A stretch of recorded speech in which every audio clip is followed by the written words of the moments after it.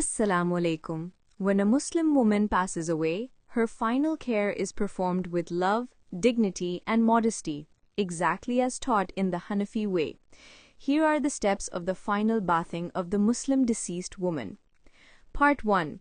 Preparation before bathing. Who should perform the ghusl? The female relatives should bathe her, mother, sister, daughter, or close female kin. If none are available, then Muslim women from the community may perform it. A husband may bathe his deceased wife. Per Hanafi fiqh, this is allowed. Privacy. The body should be placed in a private enclosed area. No non-mahram men should be present. A large sheet or curtain should cover the area. Preparation items.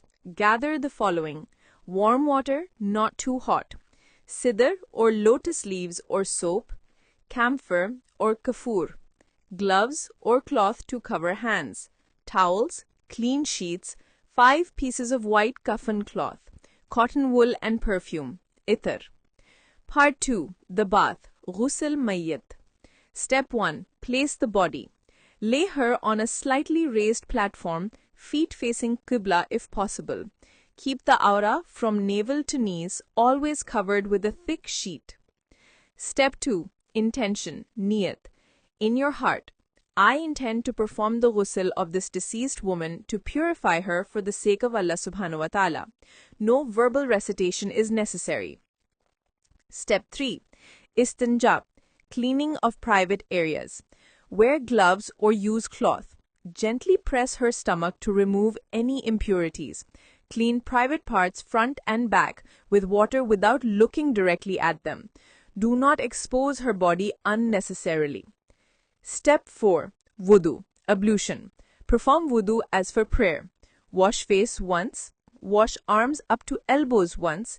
Wipe the head, masa. Wash feet.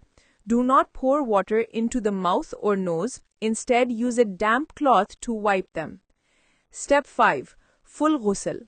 Wash the head and hair gently with sidr or mild soap. If hair is braided, loosen slightly and wash between. Wash the right side of the body from head to toe, then wash the left side the same way. Repeat 3 times or more if needed. Odd number preferred. 3, 5, 7. Step 6. Final wash with camphor. Add camphor or Kafoor to the final water poured gently over the entire body. It gives fragrance and freshness.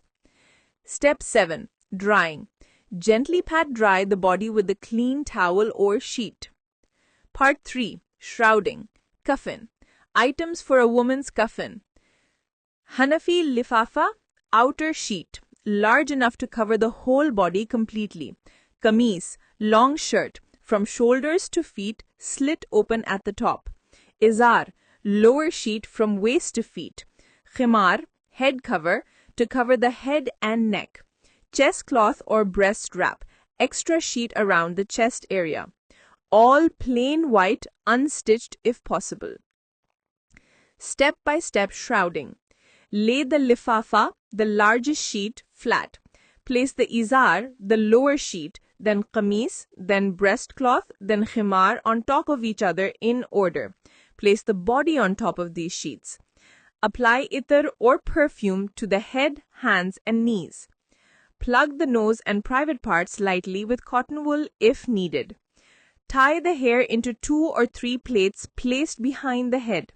Cover the head with the khimar, the headscarf. Wrap the breastcloth across the chest.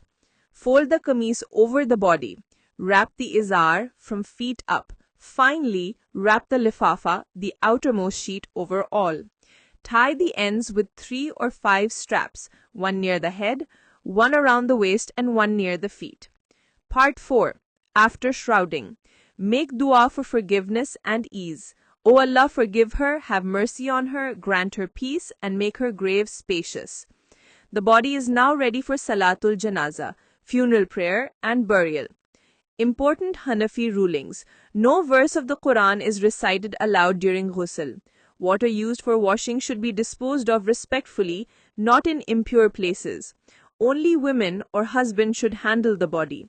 If a woman passes in menstruation or childbirth, the ghusl is still done the same way. This is how a Muslim woman is honored, with purity, privacy, and